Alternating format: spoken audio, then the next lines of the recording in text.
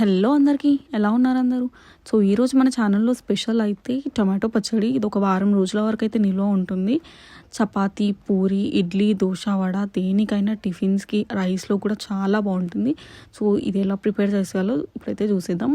ఫస్ట్గా టమాటోస్ కొంచెం పెద్ద సైజులో కట్ చేసుకోవాలి. ఇందులోనే పచ్చిమిర్చి, ఒక నిమ్మకాయ సైజ్ అంతా చింతపండు, అలాగే కొత్తిమీర కాడలతో సహా వేసుకోవాలి. టేస్ట్ చాలా బాగుంటుంది.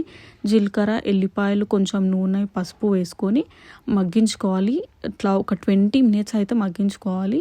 ఇందులో టమాటాలో ఉన్న వాటర్ అంతా వెళ్ళిపోయి దగ్గరకు వచ్చే వరకు అయితే కుక్ చేసుకోవాలి. అప్పుడే మంచి టేస్ట్ అయితే ఉంటుంది. సో నాకైతే ఒక 20 minutes టైం పట్టింది. తర్వాత నేను నువ్వులు అయితే తీసుకున్నాను. నువ్వులు కూడా మంచిగా వేయించుకోవాలి. వేయించుకొని ఫస్ట్ అయితే పొడి కొట్టుకున్నాను.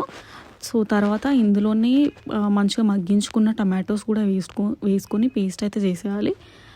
పేస్ట్ కూడా నేను సేమ్ కడాయిలోకి అయితే తీసుకున్నాను. తర్వాత తాలింపు కోసమని ఒక బౌల్ తీసుకొని అందులో ఆయిల్, ఆవాలు, జీలకర్ర, ఎండుమిర్చి, కొంచెం పసుపు వేసుకొని తాలింపు పెట్టుకున్నాను. అంతే, సింపుల్ టమాటో పచ్చడి అయితే రెడీ అయిపోయింది. మీరు కూడా ఈ రెసిపీ ట్రై చేసి ఎలా ఉందో కామెంట్ సెక్షన్లో కామెంట్ చేయండి.